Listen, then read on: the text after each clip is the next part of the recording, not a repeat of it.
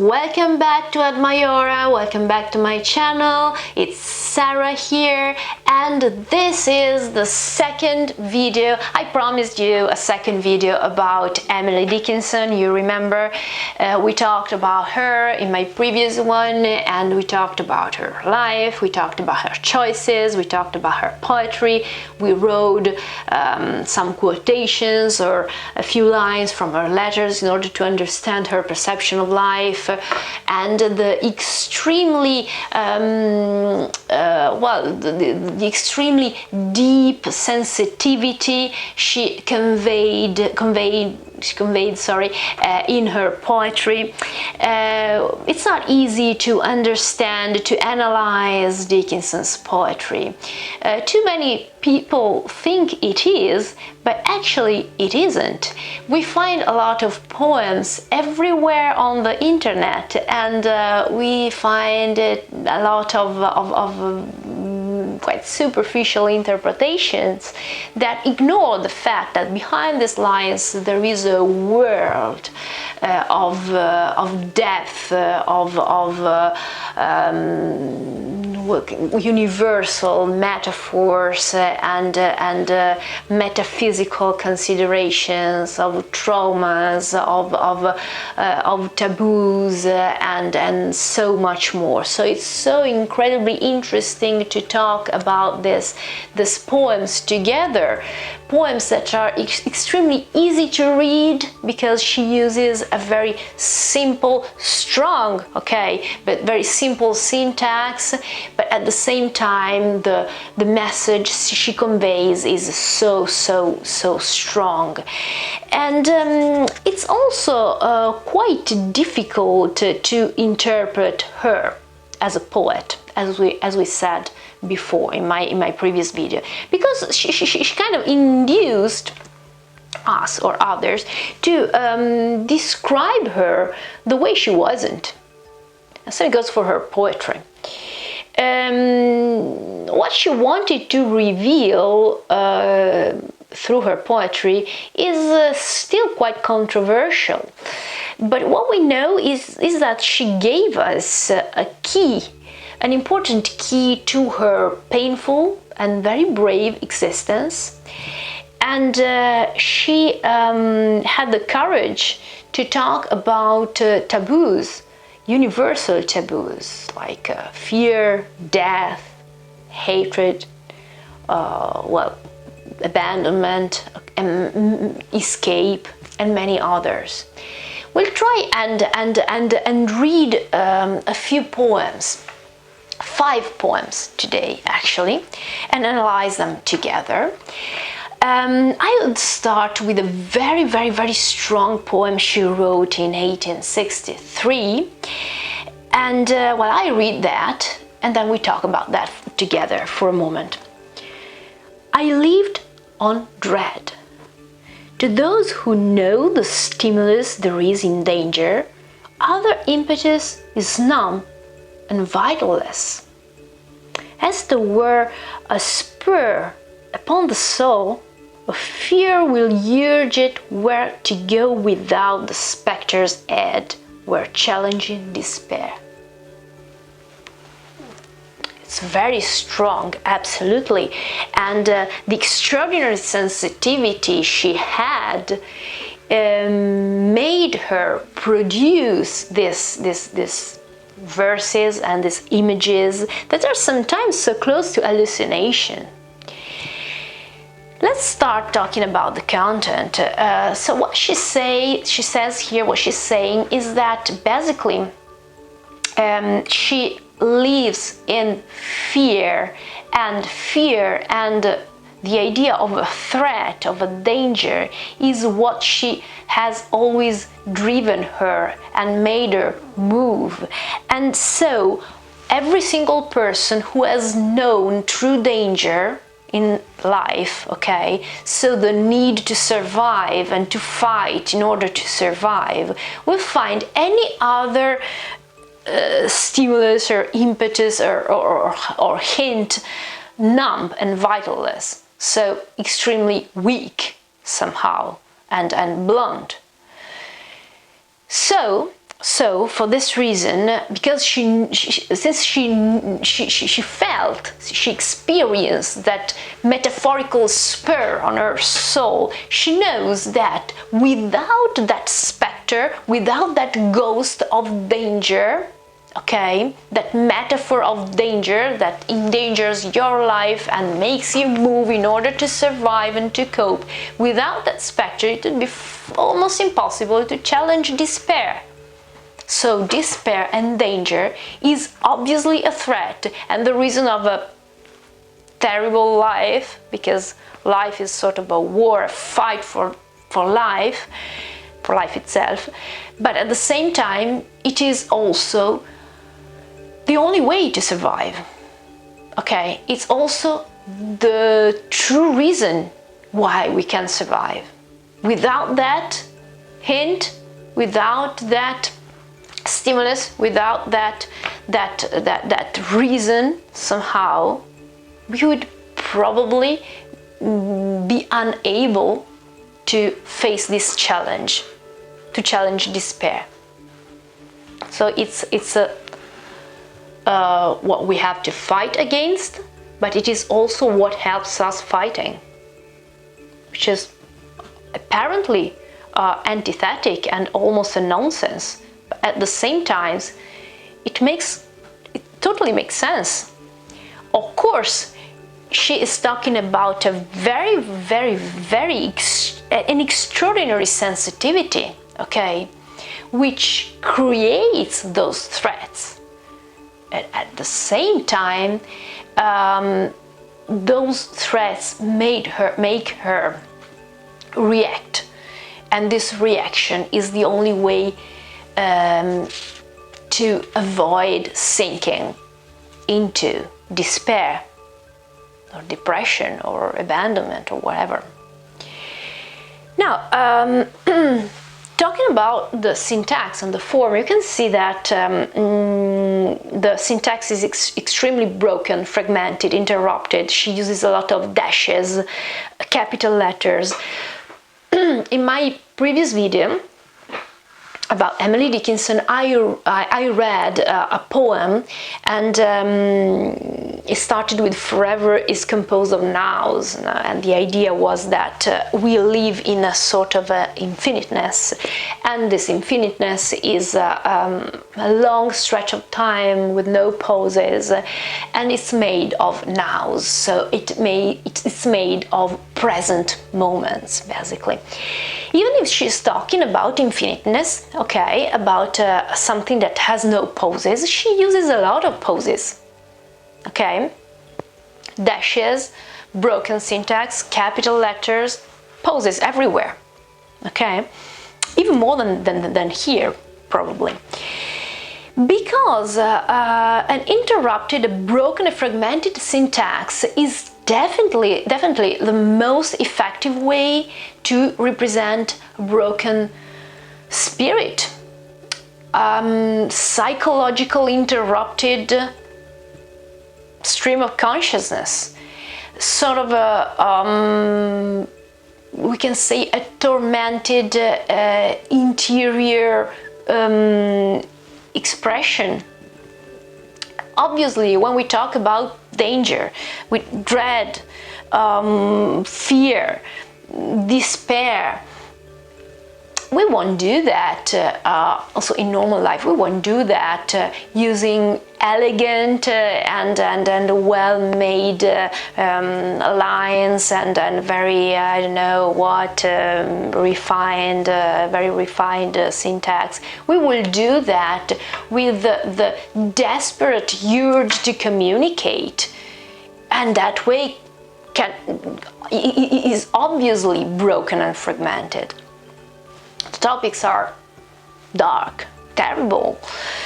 The language is harsh, extremely harsh, to describe elements that are so precise and at the same time they don't exist at all.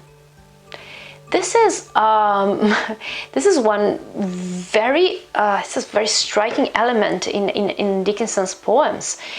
So we can say that she can identify the elements she's talking about, these dark elements, with such a three-dimensionality, with such precision. They are so vivid and real, because they are real to her. They're real to all of us, actually. At the same time, they are non-existing. They do exist, okay? But they exist because her sensitivity created them. And so they actually exist. But we also know that they are quite close to hallucinations. Now, obviously, in this case, the topics are extremely dark, as I said, and quite gloomy, but there are poems who talk about love, about very shining elements. We can say that light and shadow are very, very, very, we can say are very strong, and we can find them. She doesn't write in shades of gray, okay? It's either black or white, and this is part of her power and the depth, okay, behind the lines. For example, a brighter poem, okay, she wrote, and as I said in my previous video, many settings are related to New England, that was very familiar to her, was very close to her.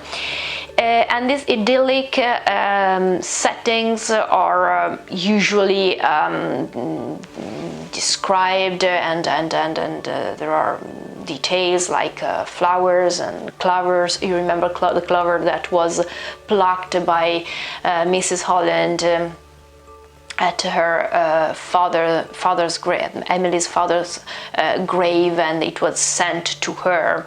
So this is also about memory, and it's got a very strong meaning for her.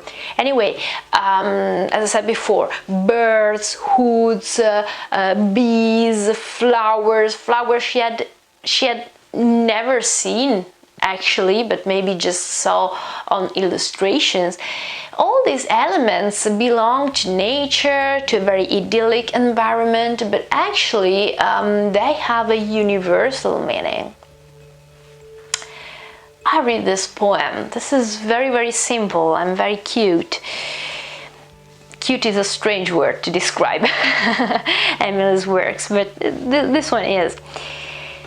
To make a prairie takes a clover and a bee, one clover and a bee, and reverie. The reverie alone will do, if bees are few. Now, first of all, we can notice that it's very, very naive and simple and bright, and the structure is a structure of sort of a children's rhyme somehow. The rhymes are actually it's A-A-A-B-B, obviously, so it's B, B again, and reverie, and then do and few. And there is also an internal rhyme in the first line, which is the longest one, which is prairie and bee. So obviously this rhythm is typical of children's rhyme, and it's quite idyllic, it's quite simple. It says that okay, in order to create this prairie, in order to create everything, something huge in nature, the only important thing is to have two tiny things, but those tiny things can actually create something huge, so the clover and the bee.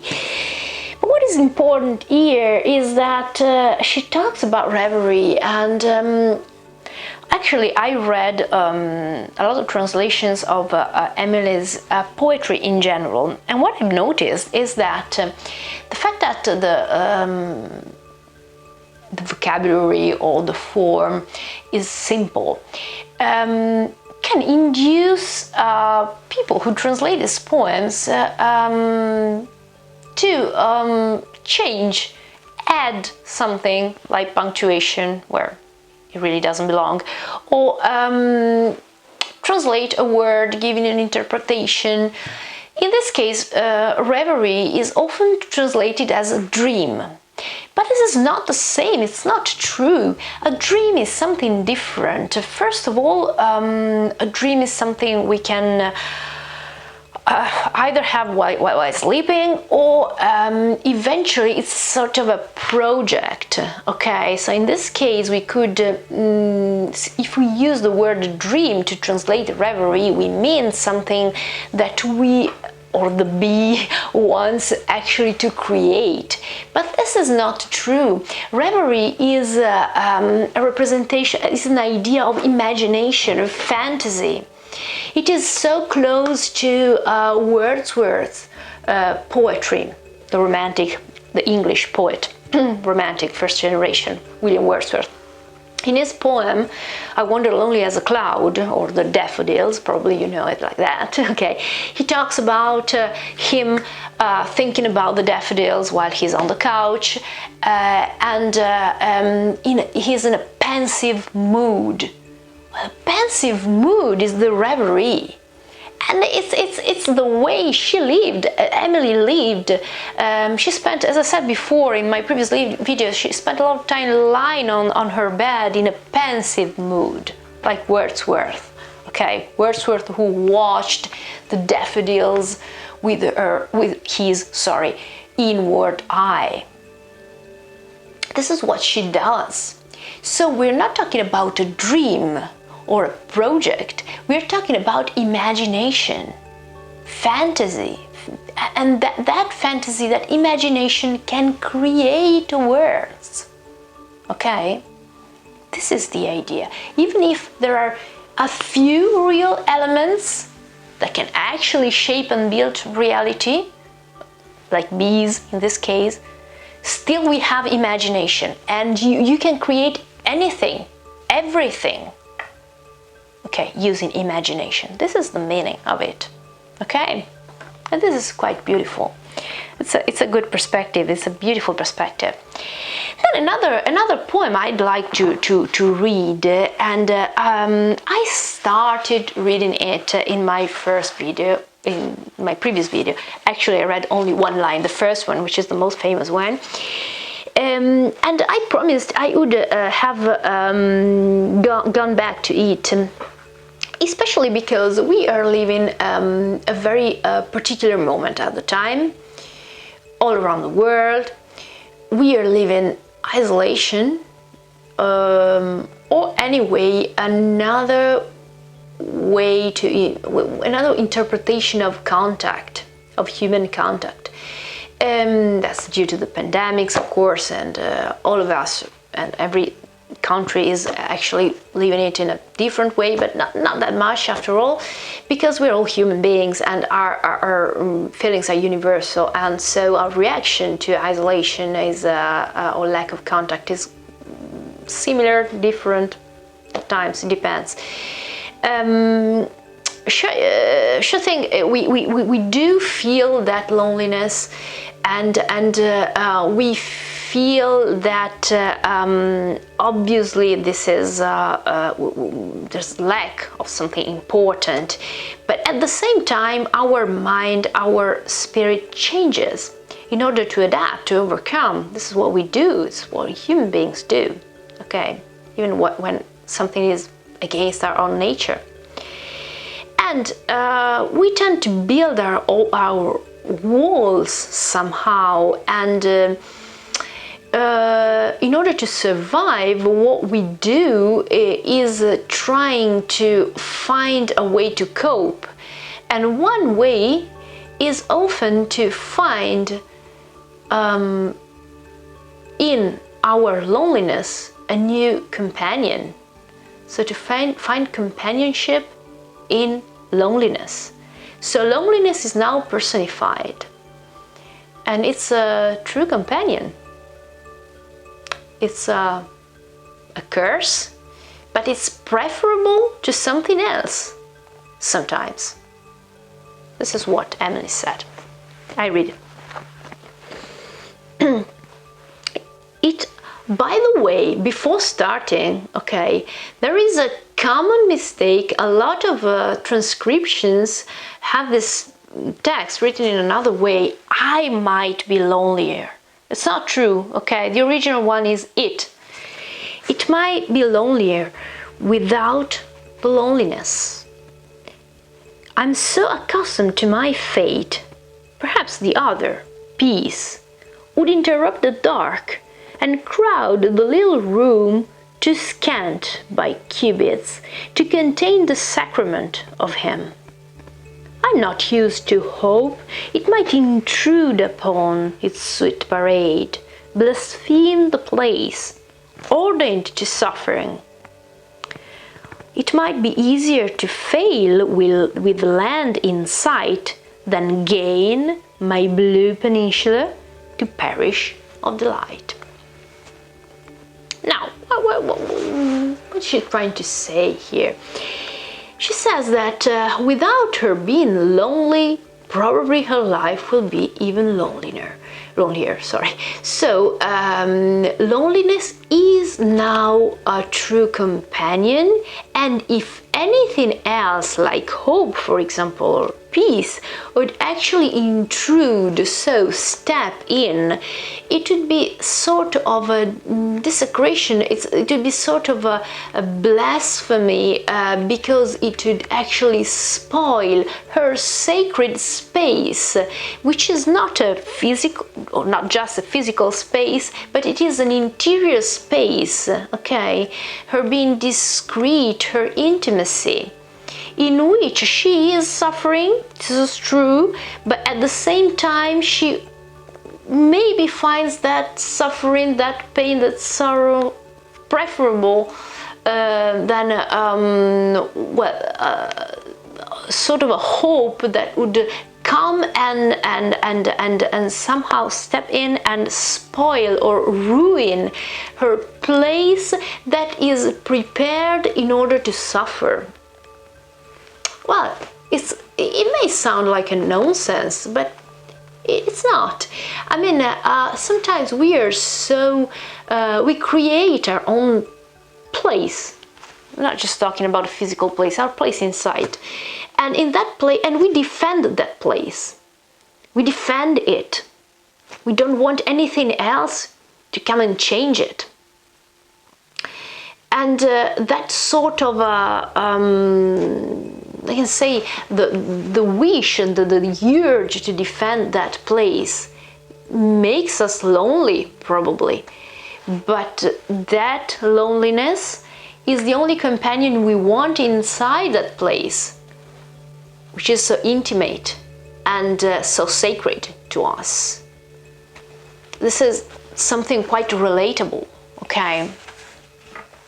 Definitely relatable, actually. And in fact, talking about interior places and talking about living with ourselves, there is another topic that we can actually read in Emily's works, and I haven't talked about that before, so I'll do that now for the first time. She talks about memory. So in that place where we are lonely sometimes, there is one thing called memory. What is the opinion she had about memory? What is the general attitude human beings have towards memory? Well, the attitude is to run away. This is her opinion. And now we talk about memory, but we also start talking about a very recurring topic, which is escape. Okay, the idea of running away. To flee from memory, had we the wings, many would fly. In order to slower things, bird with dismay would scan the mighty van of man escaping from the mind of man. Now, man escaping from the mind of man. So man escaping from that place where they are lonely, but they're trying to fly away to run away from there, which is also the place of memory. And it is strange because in the poem we read in my previous video, you remember about time, okay, time which is infinite and no pauses, and it's a sort of a stretch of time that is and it's just a breath which is not interrupted by anything, okay, pauses or anything. And so it's strange that now she talks about memory as if it was sort of a curse we have to fly away from. Okay, fly literally, because if we had wings we would fly away, and the birds were not used to watching something so fast would be puzzled while watching men flying away from their memories so fast. That is actually this poem contains actually three actually important topics. So the idea that memory is something that the man isn't able to stand somehow. The second thing is that the man is always trying to run away from himself. And the third thing is that actually the idea of running away is a urge, sort of a urge, a desire, a need that human beings have in general. This is one of the poems. As you may notice that the structure here is different. No dashes, no punctuation, no capital letters except for wings. And translators, for example, try to add punctuation here, and they change the meaning of the poem completely. Okay, for example, there's a very popular translation in Italy where there is a period just after the word things, okay? Full stop. So it doesn't really make sense, because inured to slower things, birds would scan the mighty van is obviously a sentence. Why would you put a period there? This doesn't make sense completely. So the fact that the structure of the poems is so simple doesn't necessarily make them more easy to translate or to understand by translators or critics or people in general.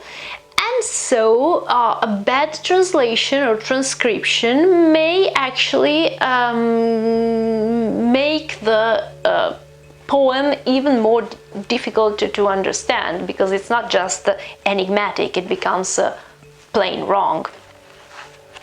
Anyway, let's move towards the last poem I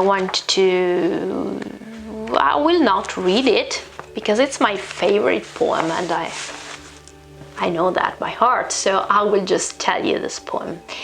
I believe it's so universal, that every single person could actually recognize himself or herself in this poem. And it says, I never hear the word escape without a quicker blood, a sudden expectation, a flying attitude. I never hear of prisons broad by soldiers battered down, but I tug childish at my bars, only to fail again. Yes, this is what happens to all of us. We do feel the need of escaping. Now, nowadays, probably we feel the need to escape from our reality because of course there are a lot of limitations and problems, and sometimes we think that we just want to physically escape, but what we want to do is not to physically escape, okay, from those limitations that actually keep us safe. We want to escape the whole situation, and our mind is just trying to get away from there, and it's completely it's something irrational somehow. But this is obviously a very specific situation. Generally talking, we always feel the desire to escape something. If not something physical or real around us, we want to escape from something inside ourselves. Our destiny, our nature, our psychological difficulties, or emotional distress, or whatever. And when we think about the possibility to escape, we feel that flying attitude. Again, we have this idea of flying away from memory, we said before, okay? And now she said a flying attitude, okay? It's related to the idea of running away again, or flying away again. A quicker blood, it makes our heart beat faster, a sudden expectation. So we have something we wait for something, we hope for something better. And same goes for the idea of freedom, okay? I'm not talking about a political or historical event here, but presence abroad. It's obviously also in this case a symbolic or metaphorical element. By soldiers battered down, obviously also in a metaphorical meaning. And we basically tug, okay, at our own bars. Childish. So what we do is behaving like a child who is trying to get away from something, but we can't. And so the fact itself that we can't make our effort childish somehow. And the epilogue, so the result is obvious, so we are going to fail.